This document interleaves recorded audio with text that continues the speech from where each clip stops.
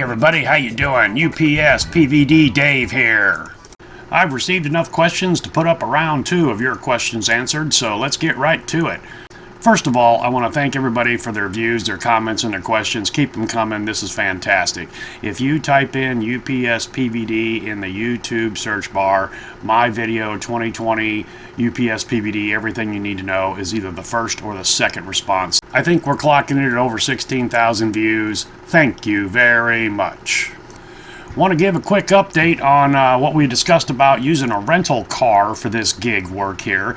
I had talked to 2 representatives over at my local enterprise rent-a-car. Reed, who the guy I talked to originally, got back to me a day or 2 after I had posted the video, and we were just talking and everything, and I asked him, I said, hey, by the way, what are cars going for nowadays? Because, you know, I'd heard, $200 or $300 is what I've seen on some blogs and everything. Anyway, I said, so let's just say I wanted to rent a large full-size SUV.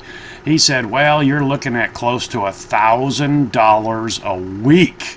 And that's in little old central Iowa, Ames, Iowa. The problem is, as with all cars, is that computer chip shortage. And he said, when Enterprise goes to GM, Ford, or whoever and says, hey, we need to order 20,000 cars nationwide, they used to be at the head of the line. Now they're at the back of the line. So he said, we have 50% less stock than we have, and business is picking up. He said, a lot of people are driving a few hours or so instead of flying, being in the little aluminum tubes at 50,000 feet. I totally get that. So anyway, yeah, supply and demand, the computer chip shortage. So basically, long story short there, as far as the cost effect is, renting a car to do one of these driving gigs, probably out of the question. You could never offset the cost with what you're bringing in. Jackie put the question to me, do you knock on the door? Do you ring the doorbell? Do you press the ring appliance? You know what I mean? And I told her, boy, that's actually a pretty complex question. It runs the gamut. I have found in my little town that 90% of my deliveries are to a house where there is nobody at. Some people are working from home. There's a lot of daycares in the area. And of course, you got your elderly, semi-retired, and those that are working from home. Assuming, which probably is the case, that you're going to be running the same route daily, you'll get to know your area. You'll know by the look if there's anybody at the house or not. Generally, I don't knock on the door or press the doorbell or the ring unless after a period of time I know that there's somebody there to let them know that their package is there. The other thing is if you've ever got a package from UPS, when it's delivered, you get an instant email notification or text notification if you have that turned on, and that lets them know that the package has been delivered. Plus, people know when people are parked in front of their house if they're any kind of aware. You know what I'm saying? So, most people have decks or step-ups, and depending on the package and all that, I don't even walk up the steps. I just kind of bend over and slide it up to the door. You may also find notes on the door. There's a lot of people that work different work hours and a lot of what they call day sleepers. Don't knock on the door or ring the doorbell, please. But if you have a signature delivery that requires, an adult signature or somebody to be there, then of course you have to knock on the door or ring the doorbell and hope that they're home to sign for the package so you don't have to take it back to the hub. You will probably also find that you have repeat customers, people that get packages about every day or every other day.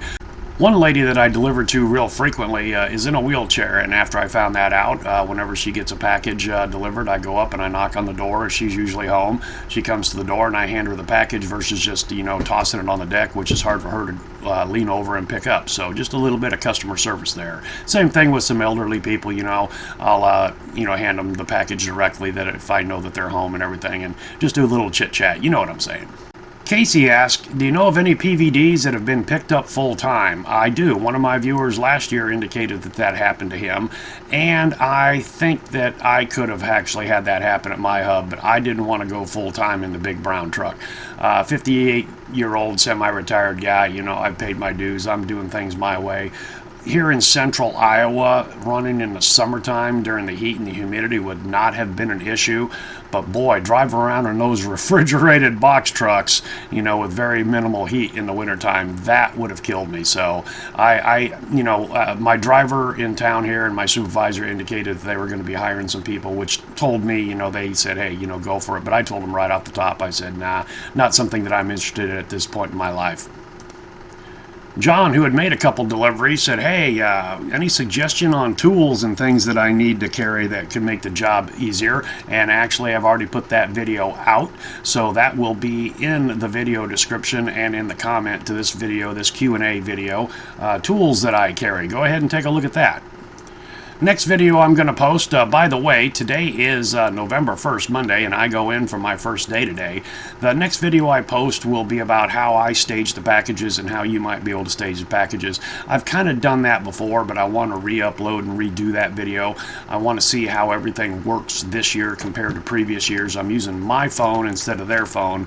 In the previous years, I have found that the sort function on the phone did not work. In fact, the app did not like it one bit at all. And if it does work this year on my phone, I can report back on that, and that will change everything that I have to say about staging the packages and everything. So stick around for that upcoming video on how to stage the packages in your vehicle as a UPS PVD. Alright guys and gals, that's all I've got for you today. Hopefully you can take something from this video and put it to use for yourself. Thanks for coming along for the ride, and hope to see you next time.